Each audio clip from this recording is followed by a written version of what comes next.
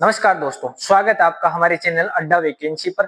उपराष्ट्रपति जगदीप धनखड़ जी के इस्तीफे के बाद उपराष्ट्रपति के निर्वाचन की नई तारीख 9 सितंबर आ चुकी है। तो आज अपन जानेंगे कि उपराष्ट्रपति का निर्वाचन किस तरह होता है, उपराष्ट्रपति से संबंधित संवैधानिक प्रावधान क्या है और उससे संबंधित अनुच्छेद क्या होते हैं। उपराष्ट्रपति का पद संविधान के 5वें भाग में उपस्थित है। तो इसका अनुच्छेद 63 यह कहता है कि भारत का एक उपराष्ट्रपति होगा। उपराष्ट्रपति भारत का द्वितीय संवैधानिक सर्वोच्च पद होता है। प्रथम कौन होता है? प्रथम राष्ट्रपति होता है।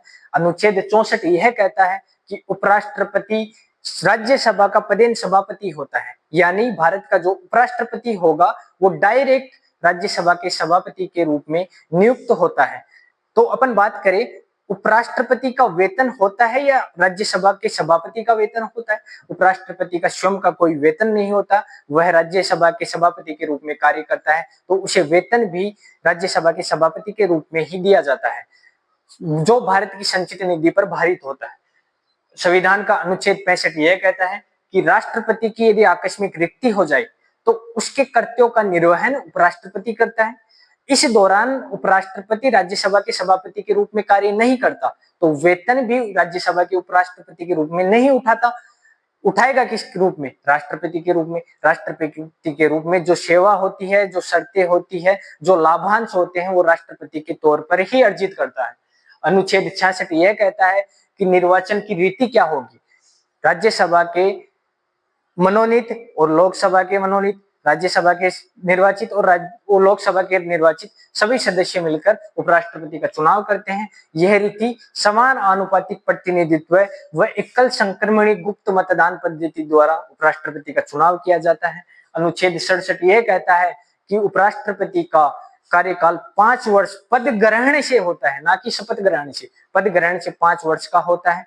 वह अपना पद पहले त्यागना चाहे तो त्याग सकता है, जैसे उपराष्ट्रपति धनखड़ जी ने त्यागा है। और यदि लोकसभा अपने बहुमत से राज्यसभा अपने बहुमत से और लोकसभा की सहमति बन जाए तो 14 दिन पहले उसको नोटिस देकर उपराष्ट्रपति को अपने पद से बर्खास्त भी करवाया जा सकता है। और जब तक उसका उत्तराधिकारी ना आ जाए तब तक उपराष्ट्रपति अपने पद पर बना रहता है। इसी प्रकार अनुच्छेद 68 यह कहता है कि उपराष्ट्रपति का पद यदि आकस्मिकता में रिक्त हो जाए तो जो निर्वाचित व्यक्ति होगा उसकी पदावधि क्या रहेगी। जैसे अब उपराष्ट्रपति का पद क्या हो गया? खाली हो गया। तो अब न जो व्यक्ति चुना गया हो उसकी पदावधि क्या होगी और निर्वाचन की तारीख क्या होगी, जो अभी वर्तमान में 9 सितंबर बताई जा रही है।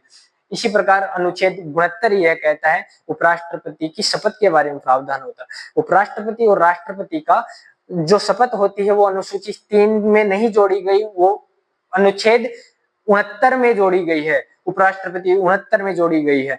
इसी प्रकार अनुच्छेद 71 यह कहता है उपराष्ट्रपति के निर्वाचन से संबंधित कोई वाद हो जाए तो उसका जो निराकरण करेगा वो सुप्रीम कोर्ट करेगा। लेकिन इस दौरान उपराष्ट्रपति ने अपने पद पर रहते हुए जो निर्णय किए हैं वो अवैध नहीं माने जाएंगे, वो वैध माने जाएंगे।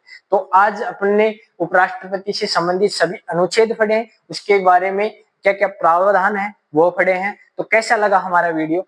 इस वीडियो यदि अच्छा लगा है तो इसे लाइक कीजिए, शेयर कीजिए और सब्सक्राइब हमारे चैनल को कीजिए।